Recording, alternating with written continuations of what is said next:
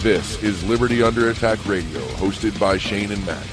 Your place for documented truth and where freedom is the only agenda. We must end the terror war.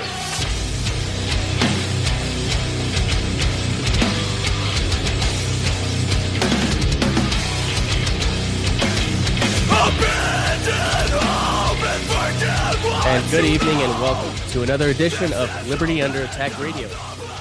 I am your host, Shane, and I've got my co-host, Matt, here with me. Matt, how's it going, brother? Going great. Good to hear, good to hear. So I'd like to first off wish all of the mothers out there a happy Mother's Day. Most of what you do goes unnoticed, but without all of you, the households would surely fall apart.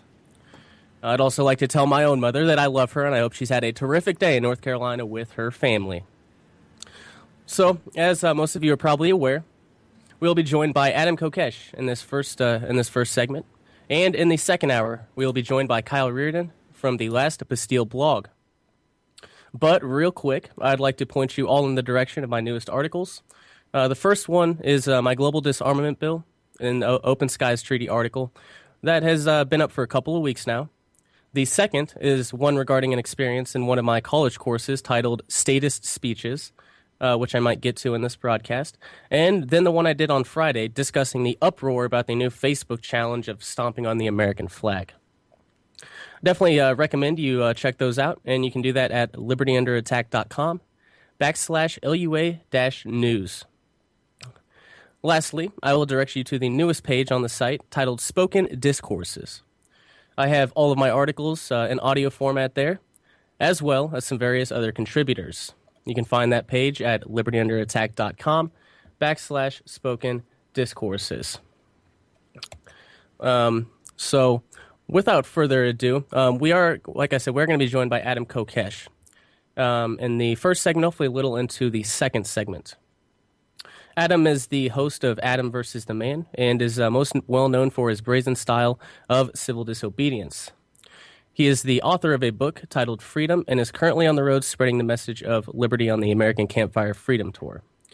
So, Matt, you read Mr. Kokesh's book as well, right? Right. What did you think of it? I thought it was very interesting, and I agreed with some of the things he said.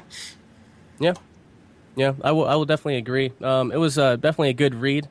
It's definitely a useful tool in providing to statists who don't know what government really is. What the state really is. So, while we're waiting on Adam, I will kind of go ahead and run through, since we do have time now, I'll kind of give you, I'll let you know what happened in one of my classes this past week.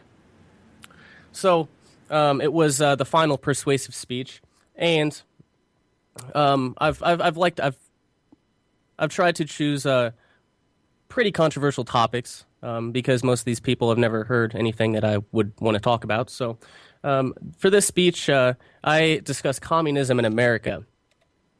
And I explained the Federal Reserve, the graduate income tax, government schools, the control of all means of communication and transportation, the abolition of private property, just some of the 10 planks of the Communist Manifesto.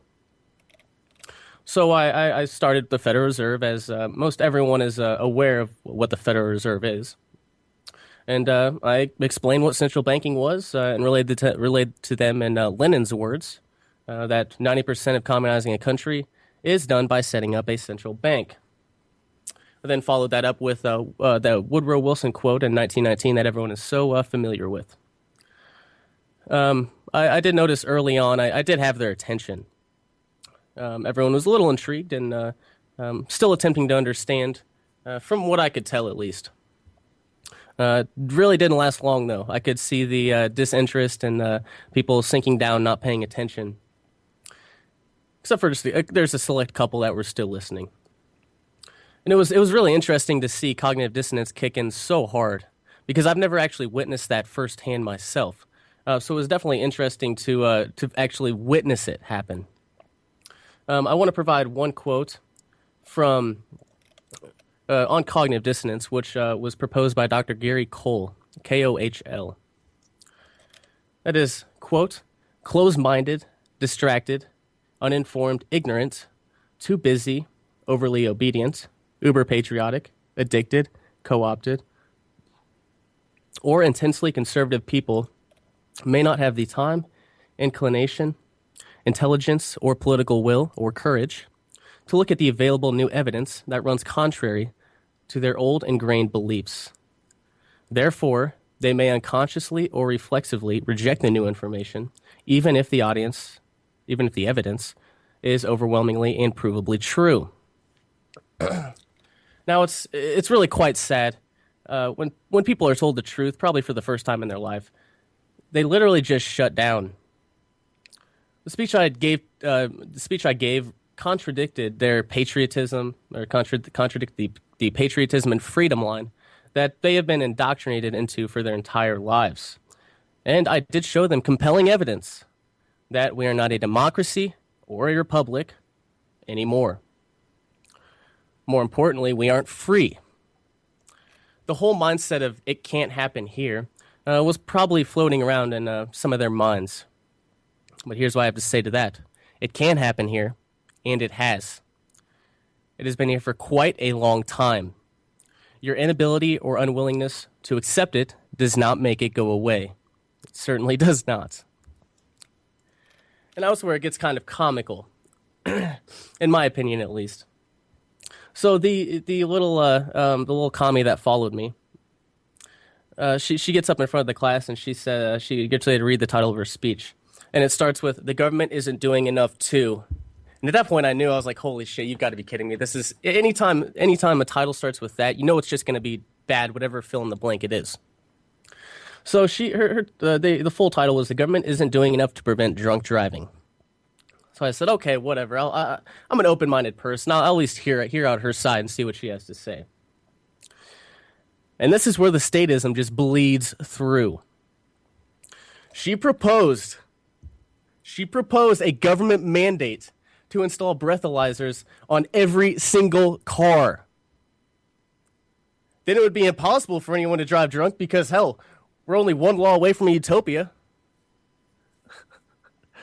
We've had such great success with when the state intervenes. So, I mean, everything just when the state's involved, it's just all rainbows and unicorns. But I will say she did acknowledge one thing, which I'm glad she did, but it still didn't help her cause any. She mentioned one of the cons as being a punishment for everyone, which is certainly true. But whatever happened to freedom? When did freedom turn into government mandates on the entire populace? Well, it's been that way for quite a while, but it was kind of infuriating hearing this speech. And she did kind of fucking prove my point. She only further proved my point in the speech I did prior to that. Even though it's highly unlikely that there will be a mandate for breathalyzers to be installed in every single vehicle, it's still a dangerous mindset to have. Whether it's the forced installation of breathalyzers on every car or gun control. It's begging daddy, the state, to come in and protect us. Or even surveillance in schools. Yes, that is correct as well. And they hardly ever miss an opportunity to do that, as it creates more control every single time. Now, I did have a couple of questions that I didn't have the opportunity to ask her. And quite honestly, I probably wouldn't have gotten a logical answer. So maybe it's best I didn't. A couple of those questions would have been, can you name one instance, just one instance of something getting better when the government gets involved? Wouldn't it be more effective to teach people personal responsibility and compassion than to coerce them into abiding by another government mandate? So just a couple of examples of questions that I would have asked her if I had the chance. And it was surely interesting. But it was infuriating as well. I witnessed firsthand another student falling victim to the communistic public schooling system that literally destroys all critical thinking. Although I am sympathetic to a certain extent, statism is dangerous and needs to be called out and destroyed. And keep in mind, this is only the local community college. In about a year, I'll be going to a university, and most universities are a lot more liberal, so it'll be interesting to see some of my experiences there. So, Matt, what do you think about that story, brother? I think it's very telling of the system we live in, where people are indoctrinated to accept that the state is their master, their savior, where you must come to the state to answer all your problems, which is complete fucking nonsense. Yeah, I mean, we've had so much success within the past. So much success. But it plays into their hands it obviously plays into their hands every single time. Of course. As I mentioned, with a proposal like that, it gives the state the opportunity for more control. Expansion. And it leads to more expansion, more regulations, so on and so forth. Totalitarianism. Yeah, indeed. Plain and simple. Yep. Indeed. So, I will kind of touch on, we're still waiting on Adam Kokesh. I'm not sure where he is yet, but we will plow forward here. So, I will be reporting for jury duty tomorrow. Past couple of weeks have been spent digging deep through Illinois law, and obviously taking some trips to various government buildings. Now, please allow me to take you down my journey in the weeks preparing for what I'll be forced to do tomorrow. And it wasn't just as easy as I didn't just comply. So, back in November, I received my first letter summoning to be a juror. At that time, I had just started a new job and really didn't want to take off work so early on, so I deferred. Well, of course, I got the letter again. And there are a few options that I have. There are a few options. First off, I could discreetly get chosen as a juror and nullify the law that the defendant is being charged with breaking, should it be an unjust law whose very enforcement violates my conscience. On the other hand, during jury selection, I could just say something along the lines of, I am a libertarian and or an informed juror, which would certainly save me from having to ever serve as a juror, legally speaking. More likely than not, the prosecutor would likely be more than happy to have the bailiff escort me out. Lastly, I could learn what punishments are in the law for neglecting the jury summons in order to make an informed decision as to whether or not civil disobedience would be wise for me to perform.